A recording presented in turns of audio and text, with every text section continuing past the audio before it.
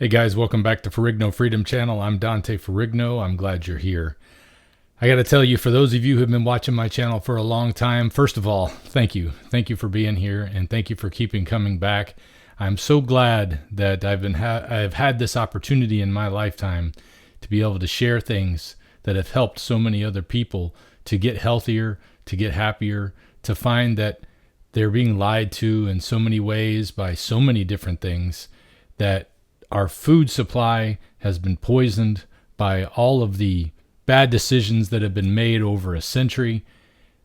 And it's helped me to awaken to a lot of things that I never thought I would awaken to.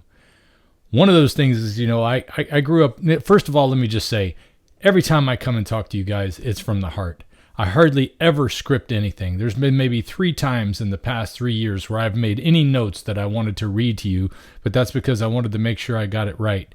But I've found that every time that I just stick with what comes off of my heart, you guys seem to respond to it properly, and that's what matters, is that it's helping, is that honesty and integrity, the things that I'm trying to live for, is what makes a difference in your life. So thank you for that.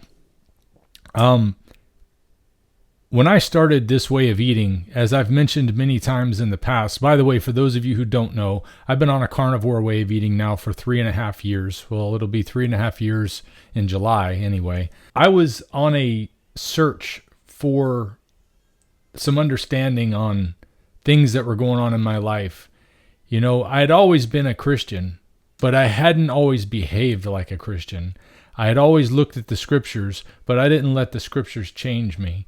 And as most of you know, I've been going through a lot this past week and a half, almost 2 weeks now. Very unusual things going on in my life that have put me in a very strong sit still and pay attention to what the Lord has mode for me. And it has been very good for me to do that. As a believer, I think sometimes we have to stop and take a listen, because sometimes the Lord's telling us, hey, I want you to be still for just a moment. So that's why I've had a few videos this week that weren't new ones. It's one of the first times I've done reclips from something that happened earlier, but it's because I've been going through a lot. And I realized as I've been going on this journey, there are a lot of people out there who are going through a lot of the very same things I am. We're seeing what's happening in the world. We're seeing what's happening with our governments. We're seeing what's happening with law enforcement and with just common decency. We're seeing what's happening around the world, and it's making us all go, what is going on? Why is it that there's so many people at the top that have all their hands on the lever of power who are basically evil and doing evil things, or leading us down a path that is going to lead to destruction? Well, I've talked about this before, and I'm going to make sure to get back on it again now, is that if you want change in the world, it's not about getting out there and being an activist or pressuring somebody at the top to do things, although there are parts of our civic duty that we should be taking seriously. The most important thing is that we're looking on the inside to figure out what we need to do to be different for those around us. This way of eating that I've been on, the lion diet, has helped me to get so much garbage out of my life, because I didn't realize how much the food was affecting me, how much the things that were in our food that are supposedly food were affecting me. When you read the ingredients on a package of anything, you realize that this is not natural. This is not what our bodies were meant to be using. And our bodies look at it and say, yeah, well, I don't know what to do with this. I'm going to do the best I can with it. But ultimately, it's led us to be fat, sick, unhealthy, overweight, having problems with our heart, having problems with our mental attitude. Our guts are having problems. We've got new illnesses that didn't even exist 100 years ago, like non-alcoholic fatty liver disease. And I didn't realize that food was playing such a big role.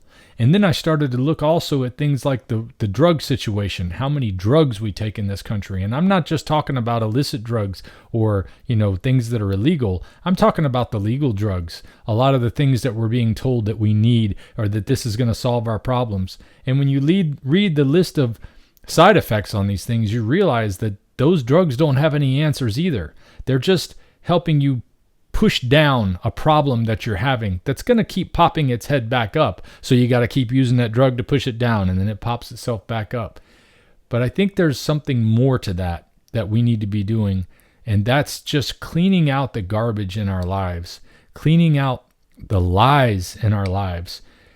I notice as somebody who, as a YouTuber, it's been very difficult for me to work in the secular realm because almost everywhere you work these days, it's built in that you have to lie somehow to succeed. It's built in that you have to obscure the truth some. You have to bend the truth just a little bit. There's all this nudging toward doing things that are improper. And it drives me crazy. And the more I speak about the truth in a public place like this, the harder it is for me to find any place that I could work, because they don't want somebody in there who's going to speak the truth. They want somebody in there who's going to toe the line, who's going to say what they want to be said so that there's more money coming in. Now, I'm not against anybody making a profit on something honest. The problem is there's so little honesty in anything these days. You know, somebody was commenting earlier today on the air fryer that they bought, and then somebody suggested that they look at what Dante bought, which is the Dreo Chef Maker. And I'm not making a commercial here. As a matter of fact, this may be an anti-commercial. My point to them was this: I like to use that particular device because it mitigates my amount of risk to the point that I'm happy, because I don't think there's any way to perfectly cook anything without having some kind of risk involved in how it's going to have a carcinogenic effect, or it's going to damage the meat or ruin some of the vitamins that are in it or whatever. So I'm mitigating risk as much as I can, and it's matching enough convenience for me to be able to stick with this way of eating. But there's nothing perfect out there. There's nothing out there that's going to solve all your problems. There's no material items that are going to make a difference. And all of this stuff was weighing on my mind today when I was thinking about whether or not I was even going to come make a video, because I got to prepare for a big live stream tomorrow. We're going to have a special guest on the show tomorrow. He's the author of a book called Unholy Trinity, written by Daniel Trevor, who, from all the things that I've been able to see about him so far, is that he's gone on a very similar path that I've gone on and realized that we've been poisoning ourselves. And once I started to get the poison out of my life, it's made it so much easier to start to see how to get the other poisons out of my life. Not just the food poisons, not just the drug poisons, but the mind poisons. Not watching all the advertisements and not letting those things have a hold on me like they used to. Not getting caught up in things that catch my eye that my flesh wants to respond to, whether it's something sexual or something involving money or whatever it is that's a lust that takes us away from doing the right thing, from doing good things. Those things have been easier to come under control since I've been able to get this stuff out of my life. But at the same time, I realize there is so much chaos going on right now. So I thought it would be a great time to review something that when I first started, as many of you know, I started to say in the beginning, Jordan Peterson is who led me to this path. And the reason why, when I heard a man like Jordan Peterson tell me that he's on an all-meat diet, why that clicked in my head as being something important wasn't because I saw the way his body looked before and the way his body looked now, which is a lot of times why people find my channel. They see what I was able to do physically to transform. But it was because I already saw that this was a man who was seeking truth. This is a man who is seeking to say things that are not lies. And in a world where lies are everywhere, it was very refreshing. And he was leading me out of that path. He was like the Pied Piper leading me out of that world where I felt like, gosh, everything is just lies around me. And I've started to live in such a way where truth is the gamble that I'm willing to take. I used to be willing to take risks on all kind of things that were pleasurable, that would bring me some sort of hedonistic satisfaction. But now I would much rather just live in the truth. And as a person living in the truth, as a citizen of this country, as a member of the community that I live in, one of the things that I've decided to stop doing is trying to put myself in a mountain somewhere, hide myself away from the world, which is where I kind of was mentally, is that I just wanted to get away from people for the longest time. And I'm sure there's a lot of you out there that are having that same feeling, that you just want to get less people around you. But I think it has more to do with building up the community that's around you. And the only way we can really do that is starting on the inside to see what we can fix to do that. Now, how do we do that? I'm not sure if this particular video that we're about to watch from Jordan Peterson is going to answer that, but I can tell you that every time I have looked at anything like what he's describing here, this particular one is called "You Have a Duty to Confront the Chaos." It's a clip from one of his earlier videos. I just thought it would be something that we could take a look at together and see if there's some way individually in our lives we can confront some of the chaos that's going on so that we can see a better day on the other side. I truly believe there's bad things coming. I mean, there's so many things on the horizon. There's a lot of stuff that is going to lead to some disaster here soon. Just by the hole we've dug for ourselves, whether it's how much debt we're in as a nation, how much debt we are in individually, how the powers that be are trying to control the world and interested in totalitarianism. You've got the makings of World War III on the horizon, things that I thought we were done talking about this after the Berlin Wall fell. And here we are again talking about going to full war. These things are scary, but how do we confront them? How do you attack in your mind? How do you go to work every day trying to raise your children when in the back of your head, World War III is looming on the horizon, and every time you look out there, all you see is idiots in power making worse decisions one after the other? Well, it starts on the inside. It starts by saying, I can't fix what that guy's saying, but I can fix something at this level. I can fix what's going on in my household. I can fix how I'm being a father or a husband or a wife or a mother or a daughter or a son or an employer or an employee.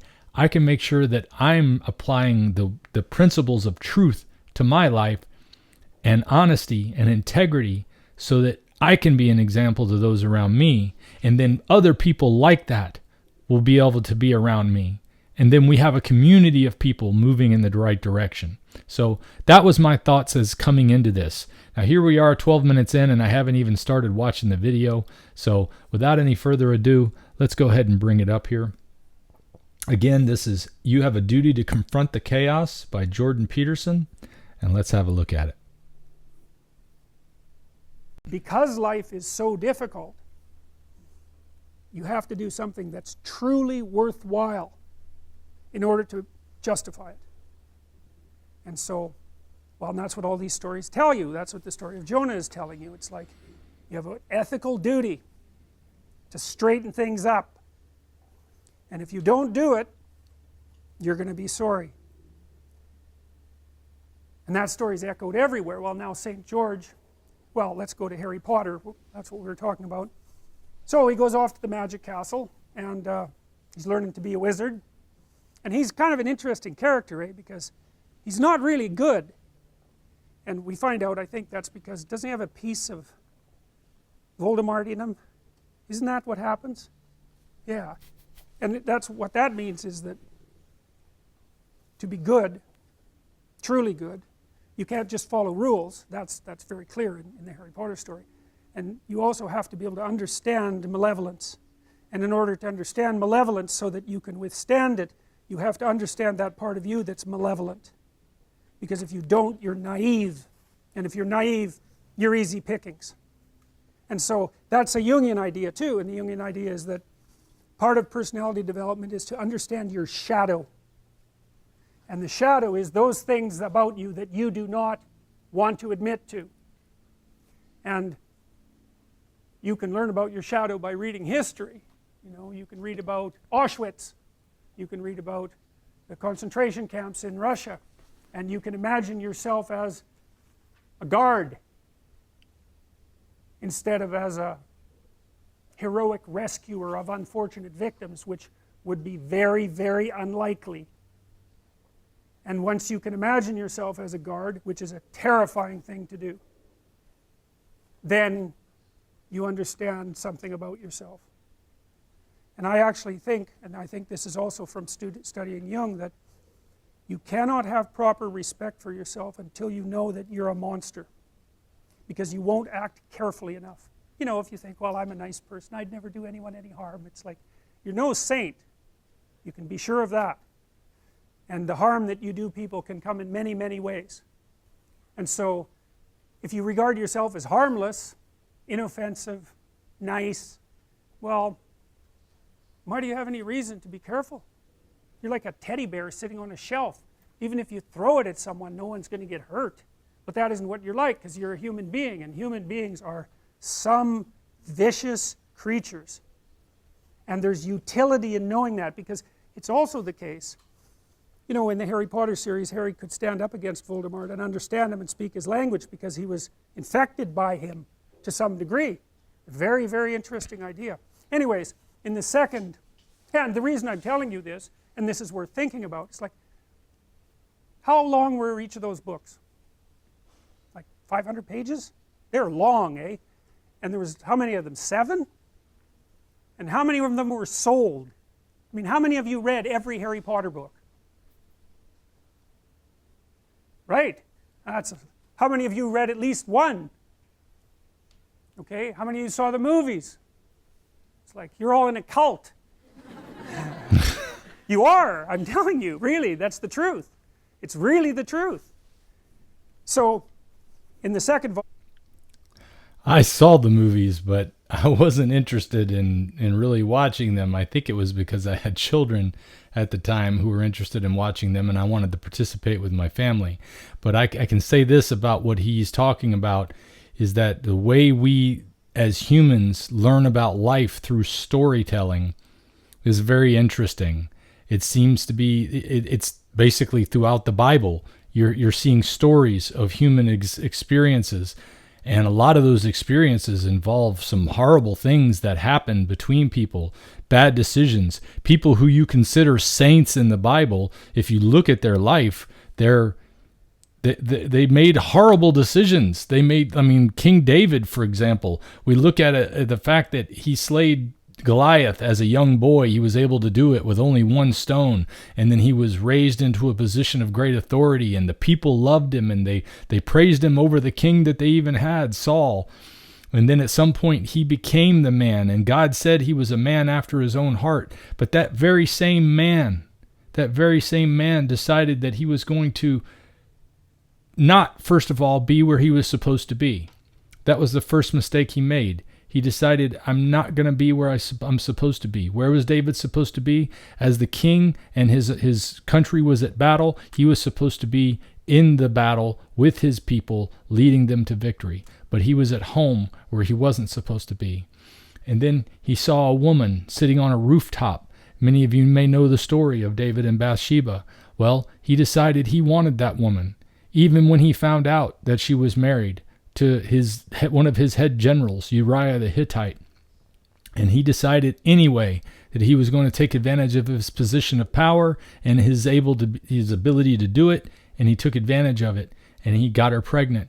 And then he tried to think of a way out. This man after God's own heart, this man who is sainted by many people in the Bible, decided to do that. Then he decided to hide it by bringing Uriah home, so that Uriah might be able to sleep with his own wife and convince himself that this child is his when she has this child, so that it wouldn't show his guilt.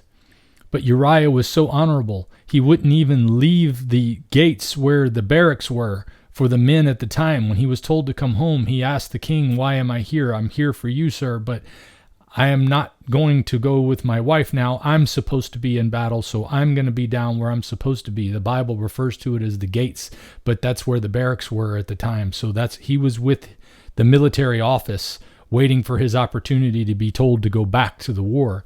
So it foiled David's plan. And then David, realizing that he wasn't going to be able to get Uriah to believe that it was his own child, decides to do something that we see in the movie The Man in the Iron Mask. The king sends the man off to be put on the front line so that he will be killed while he is in battle, and that way he can hide his sin. And then all of that took place, and Uriah died, and Bathsheba became one of David's many wives. All these bad decisions that were being made, but yet the Lord was still able to not only bring him through a lot of pain to get him to understand where he was supposed to be, but to be able to use him again. It was truly amazing. It's that story that lets us know that we know the evil that's in our own hearts as every individual human out there. There's a lot of people who deny that they have any of that evil in their hearts, but that's because they just don't know what evil is. The bottom line is, we're able to learn through those stories that there is redemption from those things, and it's not within ourselves. However, we have to be doing the things we're supposed to be doing.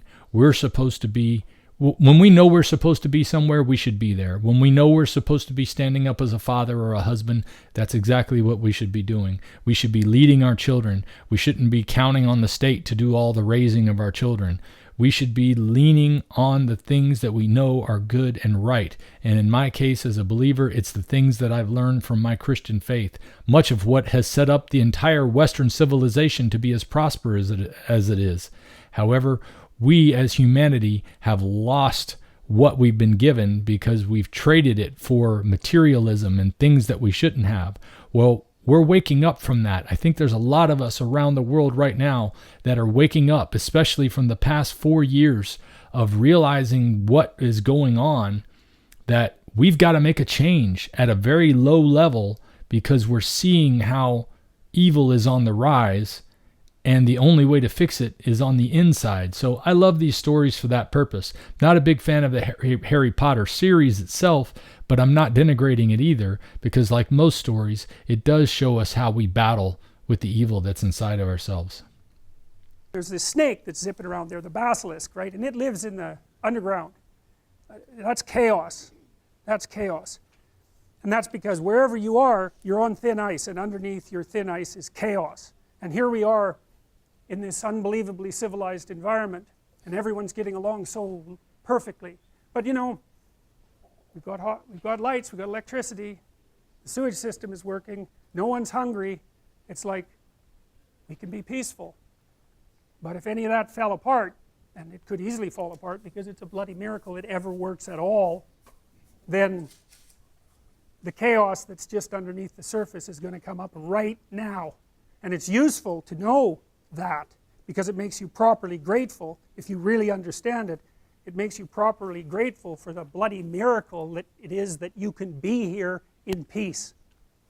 Amen. So anyways, there's this snake that's underneath the surface, and it's, you know, no joke, that thing.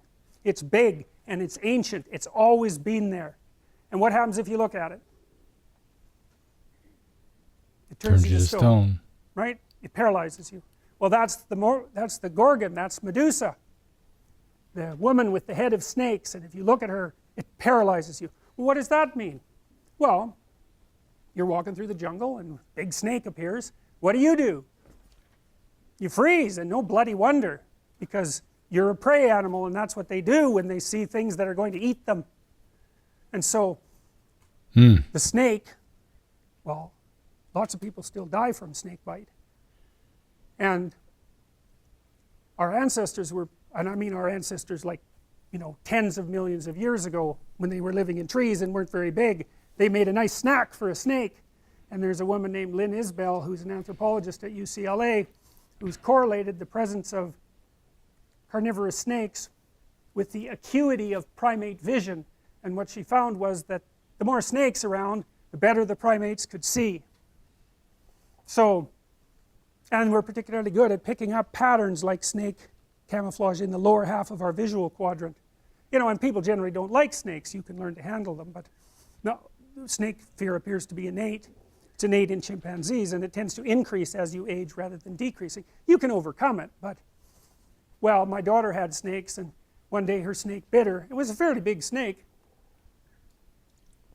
and she hadn't paid attention to it for a while, so it nailed her. And from then on, she had very difficult time grabbing the snake. It was like bitten once, you know, shy permanently. She also told me years later, she had nightmares about snakes all the time when she had a snake in her room. It's like, you know, and I think it was probably the smell. So, anyways. So, Harry Potter decides he's going to go after the basilisk, right? He's going to go out there and face the thing that he's most afraid of. So he does that, way down in the depths. So it's like Jonah going down into the depths. And he faces the basilisk, and it bites him.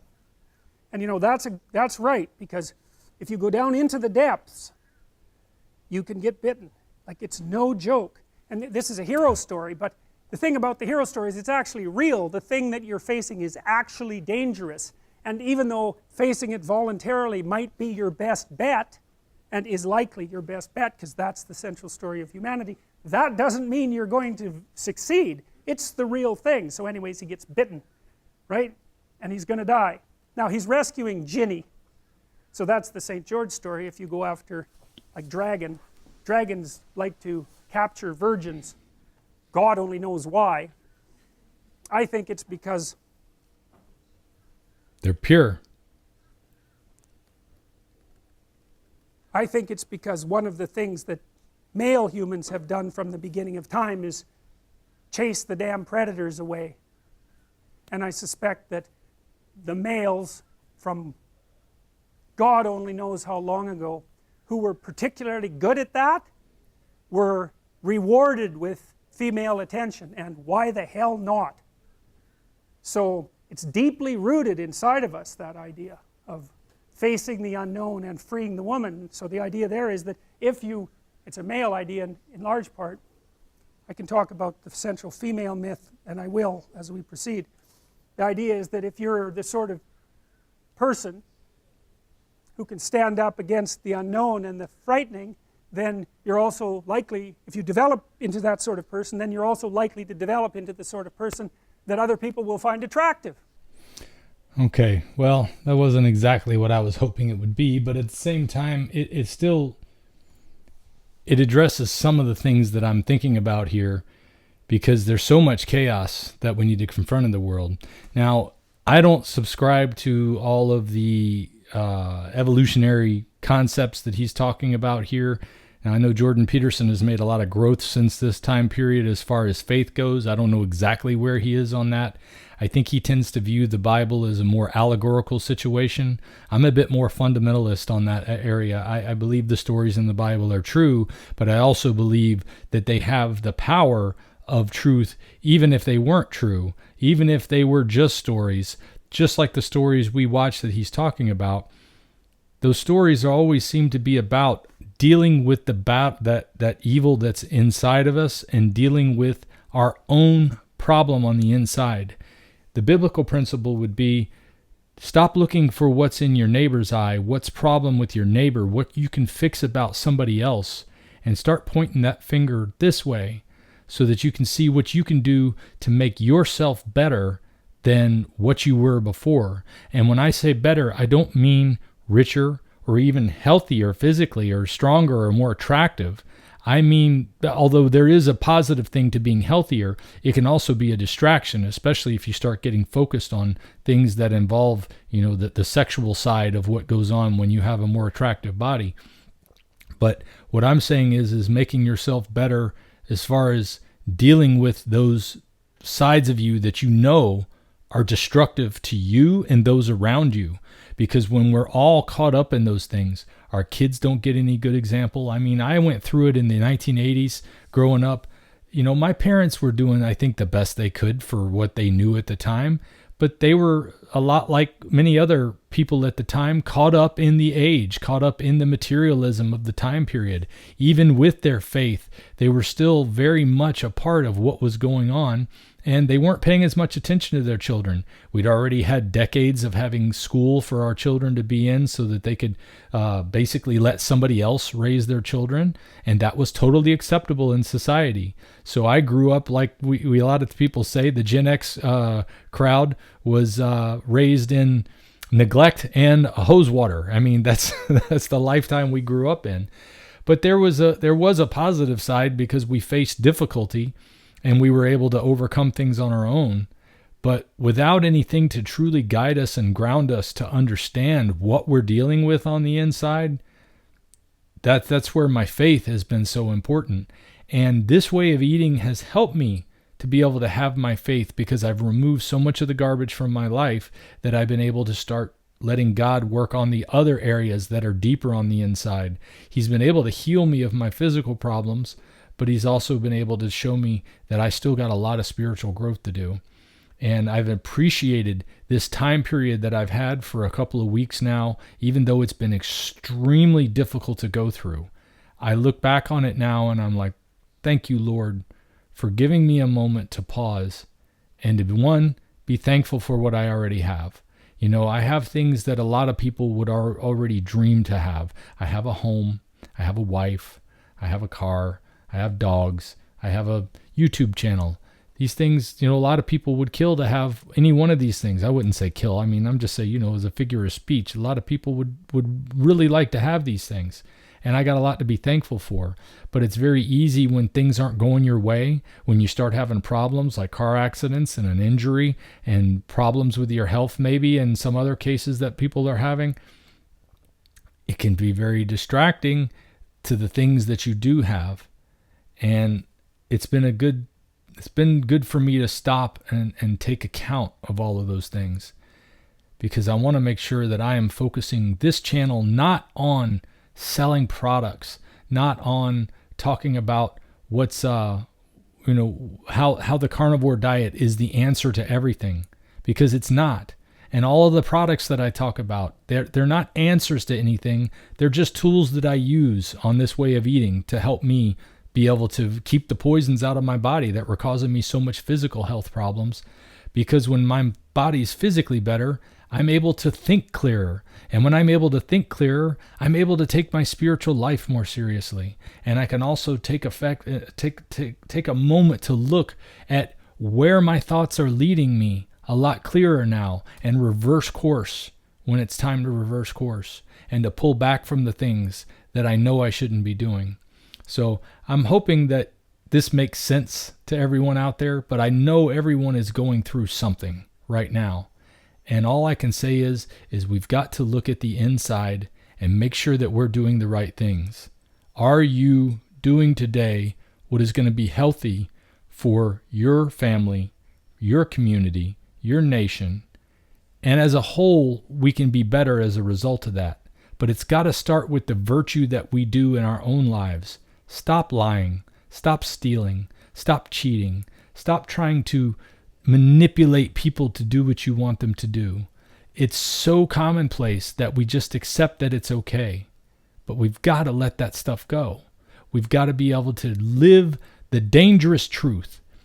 Do the things that you know are not lies. Don't say things when you know they're not true, because they hurt you on a level that is beyond just you. It hurts everyone when we're not able to be honest and live that way, so that we can bring about the change that we all are begging for.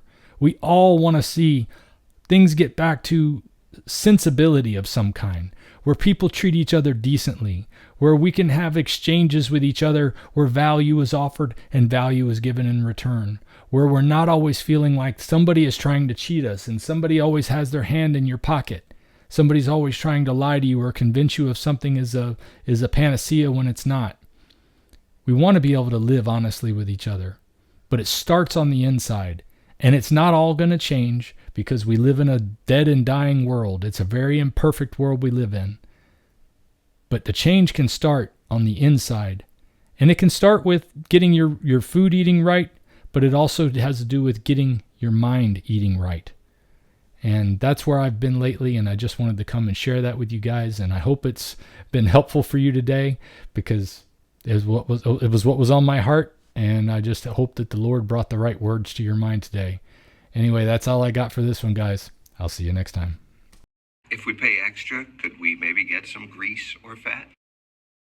When I'm editing, sometimes it's really hard to have time to get up and make something to eat. That's why I love Carnivore crisps. I keep a bag handy just in case I get a little hungry, so that I don't have to be distracted from my work. I can stop for a moment, have some delicious food that is perfectly on my way of eating, that has been so good for my body and so good for my mind. Beef brisket is my favorite by far of all the Carnivore crisps. Get yours at carnivorecrisps.com and use my coupon code DANTE, D-A-N-T-E, to save 10% on your order. I hope you love them as much as I do.